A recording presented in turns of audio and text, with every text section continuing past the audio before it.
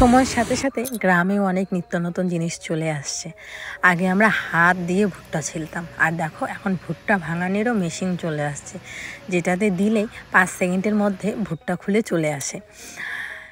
চাল ভাঙানোর মেশিন, আগে হাল বোয়াতে হতো, মানে খেতে লাঙল দিয়ে হাল বোয়াতে হতো, এখন দেখো ট্রাক্টর দিয়ে হাল বোয়ানো হয়।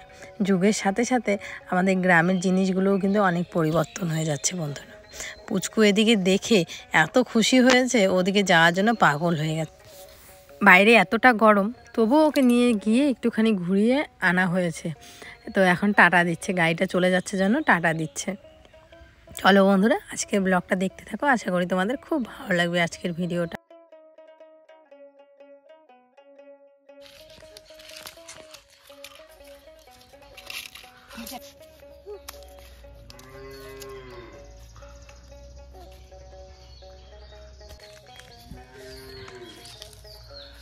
আব্বা আব্বা এদিকে এদিকে।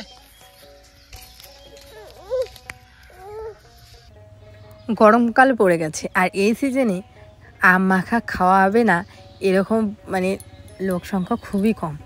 আম মাখা, আমের টক, আমের চাটনি, এগুলো এখন এই সিজনটাতে, এই গরমকালটাতে চলতেই থাকবে। পাশের বাড়ি এক বৌদি আম নিয়ে যাচ্ছে, তোমাদের দাদাভাই বললো কি আমাকে 2টা দাও তো।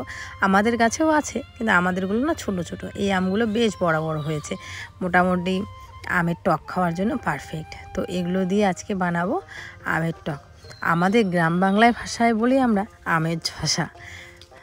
সাথে নিয়ে দিলাম বড় বড় সাইজের লঙ্কা। লঙ্কাগুলো না এত ঝাল কি বলবো আর। তো এই জায়গাটাতে বসেই বানাচ্ছি। আমাদের বাড়ি থেকে আমাদের বাড়ির পেছনটা বেশি মানে ঠান্ডা, যেহেতু এই জায়গাটাতে গাছপালা সমস্ত কিছুই আছে, আর ওপর দিক দিয়েও ছাউনি দেওয়া আছে। তো এখানেই বসে পড়েছি। আমটা কাটতে কাটতে এত সুন্দর একটা গন্ধ আসছে না কাঁচা আমের, সেটা আর কি বলবো তোমাদের। কারা কারা তোমরা আম খেয়েছো এই সিজনটাতে অবশ্যই কিন্তু কমেন্ট করে জানিও। কার কার জিভে জল আসছে বলো তো। এখানে নিয়ে নিয়েছি নুন, তার সাথে হচ্ছে এই যে লঙ্কা, আর হচ্ছে মানে যা যা আর কি দরকার পড়ে, চিনি, একটুখানি লঙ্কার গুঁড়া নিয়েছি, বেশি নেইনি। এগুলো দিয়ে ভালো করে মাখবো, গ্রেটারে গ্রেট করব। কিন্তু তার আগে আবারও ভালো করে 2টা আম করব আর কি, ভালো করে ছুলে নিচ্ছি। আম মাখা, আমের চাটনি, মানে কোনো কিছু টক জিনিস আমার শ্বশুরমশাই খুব ভালোবাসে খেতে। তো সবাই মিলেই খাবো, সাথে যদি দেখি পাড়া প্রতিবেশীও কেউ যদি খায় তাদেরকেও দিব, বাইরে নিয়ে যাব। তো চলো এখন এটাকে করব। আর আম মাখা করতে করতে আমার মামা বাড়ির কথা মনে পড়ছে। আগে এরকম দিনে বিকালবেলা বা দুপুরবেলা করে যখন মামিদের সবার কাজ হয়ে যেত, তখন এই রকম করে অনেক ঢেল দিয়ে দিয়ে দিয়ে দিয়ে কোটা দিয়ে দিয়ে দিয়ে আম পাড়তাম। আম পেড়ে সেই আমগুলোকে কাসন্ড দিয়ে মেখে তারপরে খেতাম। আর যে এত পরিমাণে খেয়ে নিতাম, তারপরে 2 পাশের দাঁতগুলো এত টক হয়ে যেত, যার কারণে পরে যখনই ভাত খেতাম না, তখনই মানে দাঁতের মধ্যে লাগতো, আর কীরকম জানি লাগতো, গাটা শিরশিরে উঠতো, আর বলতাম কি আর কোনোদিনও খাবো না আম মাখা। কিন্তু সেম, আর মনে করো 1 সপ্তাহ 2 সপ্তাহ পরে আবার আম মাখা খেতাম। শুধু যে আম মাখা তা না, যে আম মাখা এই সমস্ত কিছু।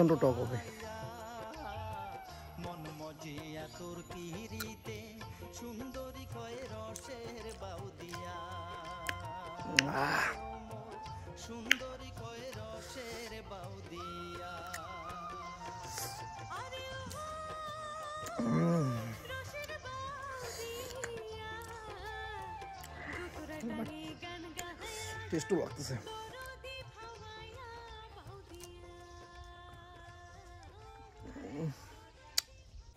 ওকে বললাম যেহেতু বাচ্চাটাকে আমি ধরবো, তো লঙ্কাগুলোকে তুমি চেটকে দাও, কারণ এই লঙ্কাগুলো প্রচণ্ড ঝাল। তো তার জন্য লঙ্কাগুলোকে ও হাত দিয়ে চেটকে দিচ্ছে, আর মানে ইসে করে দিচ্ছে, আর আমি পরে মাখবো। আর আমি গ্রেটার আনতে গেছি বাড়িতে, গ্রেটারটা নিয়ে এসে ভালো করে গ্রেট করে দেবো। লঙ্কা চাকা করে খেলেও ভালো লাগে, কিন্তু গ্রেটার দিয়ে যদি গ্রেট করলে একদম ঝিরিঝিরি হয়ে যায়, ওটা বেশ ভালো লাগে। তো চলো, আমি ওকে বলছিলাম এতগুলো কিন্তু লঙ্কা দিও না, আর ও দেখো প্রায় বেশিরভাগ লঙ্কাগুলোই দিয়ে দিয়েছে। আর এত পরিমাণে ঝাল হয়েছিল, মানে সমস্ত কিছু ব্যালেন্স ছিল, ঝাল, টক, মিষ্টি, মানে প্রত্যেকটা জিনিসই নুন, প্রত্যেকটা জিনিস ব্যালেন্স ছিল। আর এদিকে দেখো আমার ছেলে কি সুন্দর সাইকেলে করে ঘুরে বেড়াচ্ছে ঠাকুর দাদার সাথে।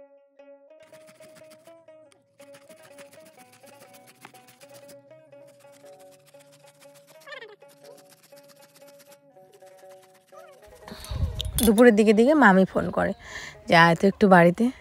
তো আমি বললাম যে কেন, এমনি গরম? তো বলে কি গরমের মধ্যে আসতে বলতেছি না, রৌদ্রগুলো কমুক, মনে কর সন্ধ্যার আগে বা বিকালে এরকম টাইমে আয়। তো আমি বললাম যে ঠিক আছে, ওকে বলি, তানিশকে বলি, বলে তারপরে যাব। এখন বললো যে প্রথমে যে ওকে নিয়ে যেতে, তো আমি পরে ওকে বললাম, তো বলে যে আমি আর একটুখানি কাজ আছে, তুমি যাও, তুমি ঘুরে আসো গিয়ে। তো আমি ভাবলাম যে ঠিক আছে, অনেক দিন ধরে যাইও না, ডাকতে সে যখন মামিরা। আর মামি বলল যে এমনভাবে আসবি যাতে একদিন থাকার মতো প্ল্যান করে। আর আমি তো জানোই মামার বাড়িতে গেলে ওই যে 1 ঘন্টার জন্য গিয়ে চলে আসি, থাকা হয় না।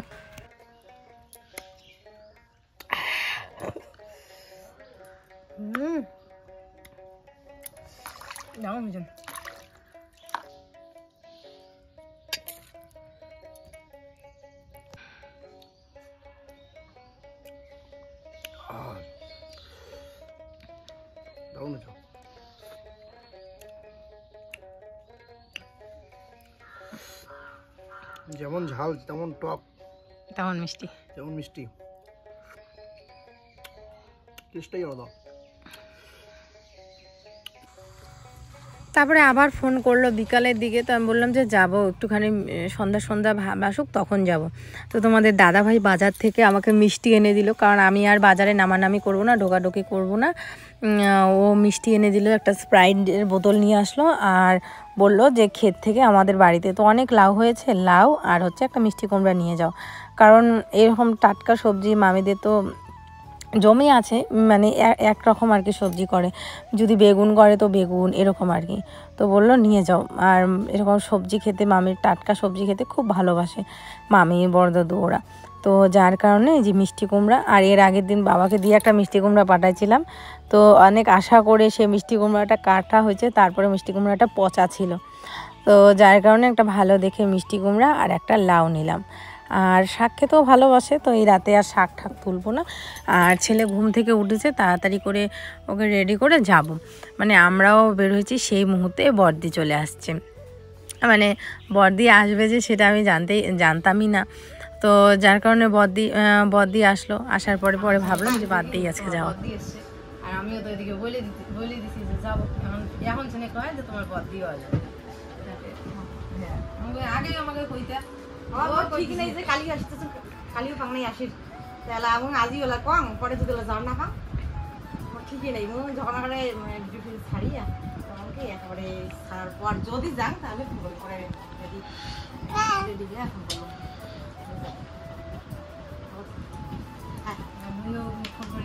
আসো আসো পাপা, পাপা যাও, বেরু যাই, আসো এই যে বেরু পে যাই, নতুন শাড়ি পরছি, বেরু যাই। আচ্ছা ভিডিওতে দেখা যায় না, বুঝতে যায় না।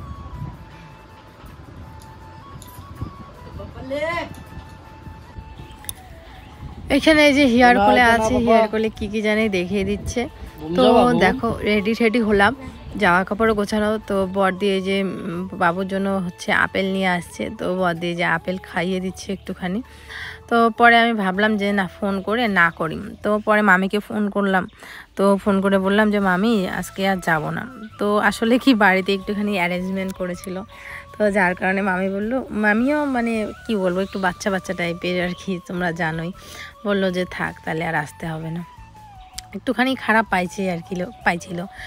তো পরে বর্দি বলতেছে যে না, আমি তো আজকে আসছি, মানে আজকে তো আর যাবো না, আজকের দিনটা থাকবো, কালকে সন্ধ্যা অবধি আছি, তুমি যাও, তুমি গিয়ে ঘুরে এসো আর কি। আসলে ভাবতে মানে যাইতে চাইনি, মানে কালকে যাওয়ার কথা ছিল, আসলে মামি ওরা পিঠা বানাইছে, তো যার কারণে আমাকে বারবার করে যাইতে বলতেছে। আসলে পোয়া পিঠা আমার খুব প্রিয়, তো ওই প্রিয় পিঠা বানাইছে, তো বলতেছে আয়, তো সেই জন্যই আর কি যাওয়া। তো এদিকে দেখো এই যে বর্দি ওরাও আসছে। তো আসলে আমি না ভাবতেই পারি নাই যে বর্দি আসবে, আমি হঠাৎ করে আসলাম, মানে কালকে আসার কথা ছিল, তো কালকে পরে তো আর আসতে পারলাম না বাড়ির সমস্যার জন্য। তো ভাবছি যে আজকেও যদি এরকম কোনো হয়, যদি যেতে না পারি, তো সেজন্য আগে থেকে ফোন করি নেই। মানে 4:30টার পর আমি মানে আমার কাজ কমপ্লিট করে তারপরে হঠাৎ করে মাকে ফোন করলাম যে বাড়িতে আসো, বলছে যে আছে বাড়িতে সবাই। তো আমি এই যে রেডি হয়ে তখনই মানে সাথে সাথে ফোন করে সাথে সাথে রেডি হয়ে চলে আসছি। তো এখন এসে দেখি যে ওরা রেডি হয়েছে, এখন বলছে যে যাবো না। তো আমি বললাম যে যাও, গিয়ে ঘুরে আসো। আর ওর মামিও আশা করছি আর কি, ওই যে ও যাবে, ফোন করলো, তো বললাম যে যাও ঘুরে আসো। তো আমি তো নতুন না যে আমি আর আসবো না, আমার বাবার বাড়ি আমরা তো আসবোই আবার পরে, তাই না? তো যাও গিয়ে ঘুরে আসো, ভালো লাগবে। বদিকে বললাম বিকালে অবধি যাই হোক দেখা হয়েছে আর কি। আমি সকালবেলায় চলে আসবো, ততক্ষণে আর কি বদি ওরা থাকবে। তো চলো, আসলে আমি ফোন করলাম একবার যে থাক আজকে যাবো না, বলে কি রাগ হয়ে গেছে, আগে থাক, তোকে আর আসতে হবে না। তো কি এখন করি বলো তো? তো এখন যেতেই দেখা তো হয়েছে, এটাই আর কি। তো দেখা যাক, আজকে রাত্রিটা থেকে সকালবেলায় আমি চলে আসবো। আমি আর বাবুই যাবো, আর তোমার দাদাভাই থাকবে। চলো চলো, টোটো আসে বাড়ির সামনে, টোটো করে যাই। চলো থাকো, বিকাল অবধি, সকালে আসবো আমি। সত্যি বাড়িতে কেউ আসলে সেইভাবে রেখে যেতে খুবই খারাপ লাগে, কিন্তু আমি এখন কি পরবো, দোটানায় পড়ে গেছি। বদ্দিও বলছে তুমি না গেলে আমার খারাপ লাগবে, তো যার কারণে যাচ্ছি। আবার সকালবেলার দিকে চলে আসার চেষ্টা করব, চলেই আসবো। এদিকে তোমাদের দাদাভাইকে বললাম যে তুমি বাজার যাও, বাজার গিয়ে হচ্ছে মাছ নিয়ে আসো, কারণ বদ্দি তো মাংস খায় না। তো যার কারণে বললাম যে যাও, মাছ টাছ যা পাও নিয়ে আসো, নিয়ে এসে দাও, মা রান্না বান্না করুক, আর তোমাকে আর যেতে হবে না, আমি টোটো করে চলে যাই, তুমি থাকো বাড়িতে, এই আর কি। তো এই আর কি, খারাপও লাগছে। এখন কি করি বলো তো? এখন যেতেও ইচ্ছে করছে, মানে আমার মনটা হচ্ছে দুই দিকে আর কি বাধা পড়ে গেছে। এদিকে বাড়ি থেকে ফোন করলে প্রত্যেকটা মেয়েরই দেখবে মনটা অন্যরকম হয়ে যায়, আবার বাড়িতে যখন কেউ আসে তখনও মনটা অন্যরকম হয়ে যায়। তো পরে বড়দি বললো যে না, তুমি যদি না যাও আমারই খারাপ লাগবে, যাও। আর হচ্ছে আমি তো আছি সন্ধ্যা অবধি, তো সকাল সকাল চলে